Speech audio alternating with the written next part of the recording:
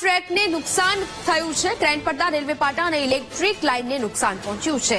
જ્યાં રેલવે ટ્રેકને નુકસાન થયું ત્યાં વીટીવી ન્યૂઝ પહોંચ્યું। તૂટેલી ક્રેનને હટાવવા માટે અન્ય ક્રેનની મદદ લેવામાં આવી રહી છે। રેલવે ટ્રેકને નુકસાન થતા ટ્રેનની અવરજવર બંધ કરી દેવાઈ છે। 50 જેટલી ટ્રેન રદ થતા મુસાફરો પરેશાન થઈ રહ્યા છે।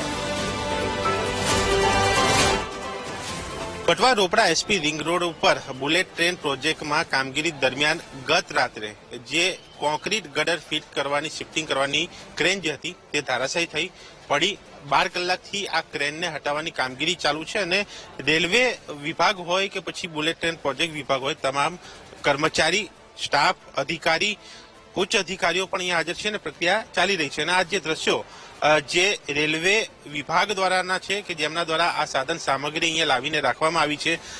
જે નુકસાન થયું હોય આ ક્રેન પડવાને લઈને તો તે નુકસાન તરત સુધારી શકાય અને સાથે જ રેલવે વ્યવહાર જે ખોરવાયો છે તેને પૂર્વવત કરી શકાય। કારણ કે જે ઘટના બની છે તેને જોતા લગભગ 50 જેટલી ટ્રેનો જે છે જેને અસર પડી છે, જેમાં મોટાભાગની ટ્રેનો રદ કરવામાં આવી છે અને આ ટ્રેન વ્યવહાર ખોરવાયો છે જેના કારણે હજારો મુસાફરો પણ અટવાયા છે, જેમને મોડું પણ થઈ રહ્યું છે અને રોજની મુસાફરી કરતા લોકો, નોકરી ધંધે જતા લોકો, ઇમરજન્સીમાં નીકળેલા લોકો તેમને અગવડતા પડી છે।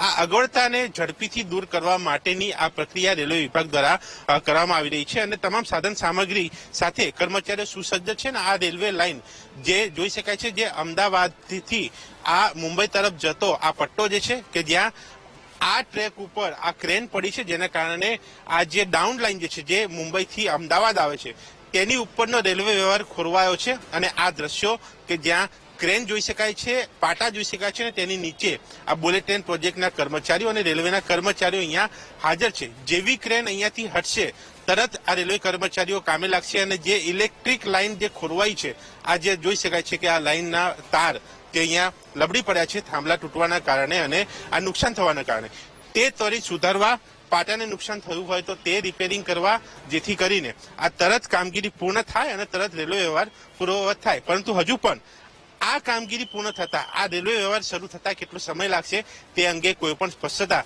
ન તો રેલવે વિભાગ કરી રહ્યું છે ન તો બુલેટ ટ્રેન વિભાગ પ્રોજેક્ટના લોકો કરી રહ્યા છે। એટલે કે હજુ પણ રેલવે મુસાફરોએ રાહ જોવી પડશે અને આ ક્રેન ક્યારે હટશે તે પણ એક મોટો પ્રશ્ન છે અને તે બાદ આ બંને વિભાગ કેવા ખુલાસા કરે છે તે પણ એક જોવાનું બની રહેશે।